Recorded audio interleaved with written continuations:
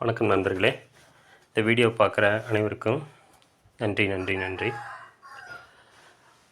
Share மார்க்கெட்னா என்ன அப்படின்னு நிறைய பேர்த்துக்கு கொஷின் இருக்கும். உங்களுக்கு தெரிஞ்சவங்களுக்கும் ஒன்றும் பிரச்சனை இல்லை, தெரியாதவங்களுக்கான வீடியோ.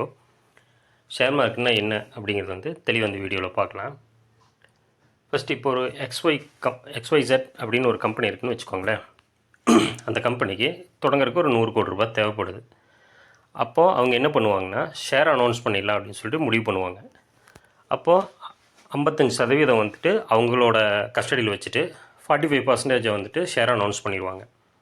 ஏன் 55% அவங்க கண்ட்ரோலில் வச்சுருக்காங்க அப்படின்னா, அப்போனா தான் டெசிஷன் அத்தாரிட்டி அந்த கம்பெனிக்கிட்ட இருக்கும். இல்லை அப்படின்னு 50-50 இருந்துச்சுன்னா வேறு பக்கம் போயிடும். இல்லைன்னா அதோட அதிகமாக இருந்துச்சுன்னா டெசிஷன் அத்தாரிட்டி மாறிடும்.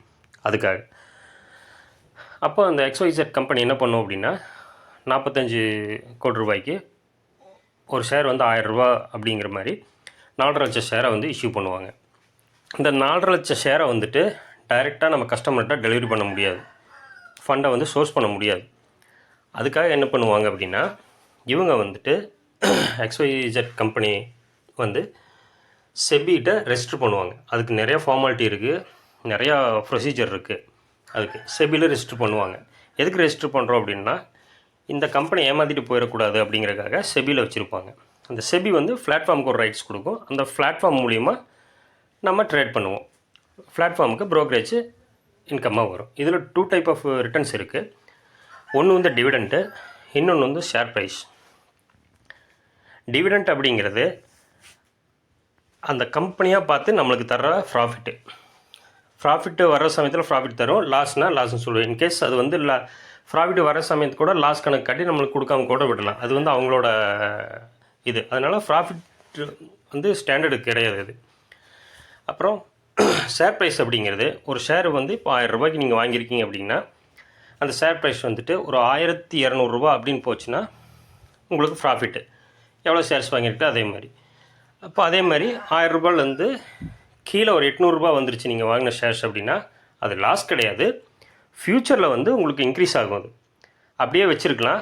ஒரு வருஷம் 2 வருஷம் கழித்து இப்போ 1000 ரூபாய்க்கு வாங்கி 1800 கூட ஆகலாம்.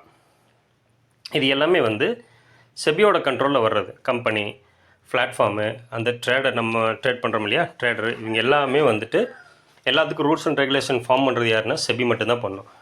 அவங்க மட்டும்தான் கண்ட்ரோல். இப்போ எப்படி RBI கண்ட்ரோலில் எல்லா பேங்க் இருக்கிற மாதிரி இதுவும் RBI கீழே தான் வருது. பட் தான் இதோட செக்டார் வேறு. இப்படி இருக்கும்போது டைரெக்டாக இப்போ பிளாட்ஃபார்மோட வேலை என்ன அப்படின்னா, டைரெக்டாக கம்பெனிலேருந்து ஷேர்ஸ் வாங்க முடியாது. அப்படிங்கிறனால கம்பெனிக்கும் ட்ரேடருக்கும் ஒரு மீடியேட்டர் தான் பிளாட்ஃபார்ம். இவங்களுக்கு ப்ரோக்கரேஜ் தான் கமிஷன். இதுக்கு எக்ஸாம்பிள் பார்த்தா அலைஸ் ப்ளூ ஜெராதோன்னு நிறையா பிளாட்ஃபார்ம் இருக்குது.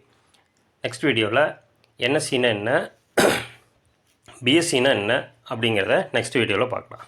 நன்றி.